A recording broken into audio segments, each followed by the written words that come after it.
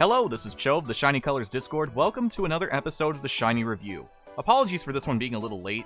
I got kind of bummed out because I got burned by this banner real hard, and I've also had some life obligations that have made recording a little difficult. But here we are. We're talking about the latest produced SSR for Natsuha, support SSR for Mikoto, and produce SR for Kogane.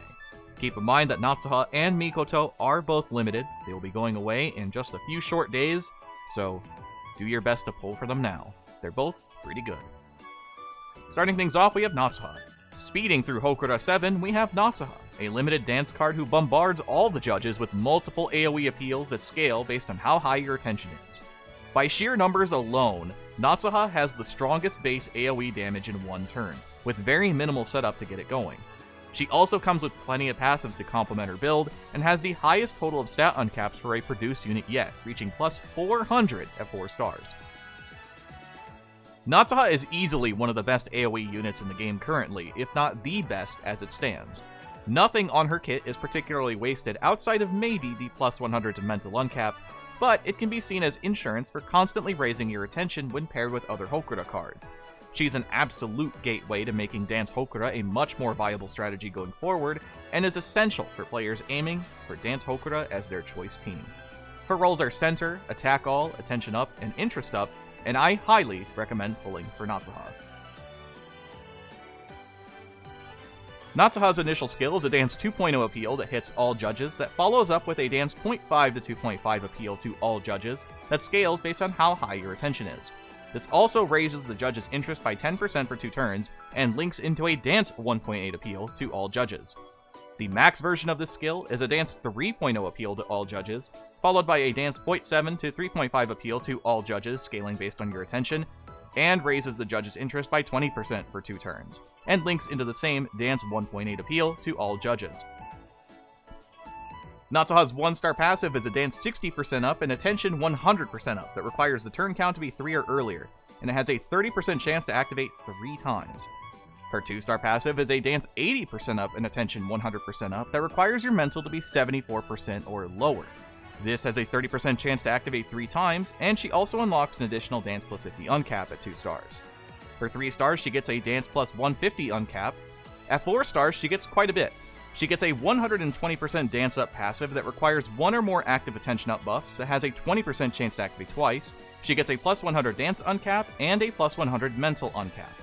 Her memory appeal when maxed out is an Attention 100% buff for 3 turns that links into a Dance 1.3 to 6.5 appeal, scaling based on how high your attention is. For the support recommendations. If you can say Dance Hokura has any weakness currently, it's that their good dance supports are few and far between. Thankfully for them, Daikichi Gaming exists, because Daikichi Kogane is arguably one of the best supports in the game currently, and the new Toter support works really well for building in general. It's a great card that complements Hokura a lot, as does cards like Asahi and Fuyuko, who are very common thanks to their masteries and building in general. You may not necessarily need the passives from either of them, but they help make runs a lot more comfortable than you realize. For the alternatives, Mamimi alongside Kiriko are great options for adding a little more damage to the build if revenge and lower mental stats are your thing. Remember that Kogane's passives want you to have at least 3,000 mental, so these 2 supports don't necessarily work in tandem with Daikichi unless you are really emphasizing taking more damage. Kaho and Choco, along with New Year's Rinzai by extension, are solid cards to consider as well if you don't like using, say, Space Kaho, or maybe you don't have Christmas Jury. Meguru is also a fairly good option as well if you're looking for any specific grad token. For the team recommendations, we've got 2. The first, depending on how you feel, may be the best team to consider for Natsuha. A pure dance build that has either Rinzai or Choco as your center. You can pretty freely swap between the 2, but personally I prefer having Choco as the center. Mostly because I think Rinzai's appeals are a bit better than Choco's currently, so it means that you don't have to appeal with Choco until it's time for the memory appeal. You lose out on a tiny amount of damage with Choco as your center compared to Natsuha, but make up for it with how much damage output Natsuha gains being a dance unit, especially after turn 4. Kaho can help raise your attention, as can Rinzai, and if you run Christmas Jury as one of your primary supports, her appeal can be used on any of the other members to help speed things up and get you to turn 4, Natsuha's optimal damage point, much faster. The jury produced card you pick actually doesn't matter that much, because most jury cards surprisingly are unpopular, so picking whichever one just happens to have the highest best bonus points is useful. I opted to have Jury 5 here just because she is already a dance-oriented card. It's not super vital because, again, if you're using Christmas Jury as your appeal, Jury never has to actually appeal on your team. It would just be Rinzé or Kaho. The duet version of this, which focuses on Kaho 6 and Choco 6, aims to ideally hit turn 3 at its maximum power, combining Christmas Jury with high luck rolls on either Kaho or Choco, allowing Natsuha to hit that full strength early as possible with that 6.5 appeal as a center. There's not much else to say other than to wish you luck on token rolls, because Kaho and Chocos are random, so ideally you would say appeal with Rinzé to get the Jury token. Then Kaho or Choco have to draw the other, so Kaho draws Choco or Choco draws Kaho, in order for that turn 3 with Natsuha to happen. Plus the whole memory gauge stuff, but that's a whole other conversation. On to the grades. Natsuha, across the board, SS. The beefiest of numbers hidden behind a link appeal. Now, if you're in a position where you can't link appeal, this is not going to feel all that great since it's just an attention boost. Plus, your attention is going to need to be relatively high, but thankfully, because it's 100%, you're already halfway to the strongest value for your memory appeal. So as long as you can find 100% through other passives, or through any other appeals, you hit maximum strength. If you're placing her as a center, you probably already have a plan for that, I would hope. She packs a hell of a punch, and directly feeds into her link appeal through said attention buff. Another one on the list for Hokuto Dance centers. And as a unit, like I said, SS. This card is honestly kinda broken, with access to some of the easiest forms of AoE imaginable for Hokuto, when you consider just how many supports can raise your attention by significant amounts. Remember that you only need plus 200% attention from your baseline to hit max value, and plenty of supports, including Natsuha 7 herself, can raise attention by 50s or even 100s at a time. Also remember there's a grad bonus that raises your attention by 10%, and if you have that on every single member, that's just an additional 50% to get you started. She's an absolutely bonkers unit that should stand tall for a good long while, as long as Dance Hokuto can thrive in whatever fest gimmicks happen. Next up we have Mikoto. Visual Mikoto, her first limited support, is honestly not all that bad in the vacuum of building her with Shis in mind. Keep in mind, however, that Mikoto absolutely needs to either be helping a produced Nichika or be paired with Camera Nichika in order to be able to use her Unit Mastery SP, which is a very respectable plus 15 at 3 stars.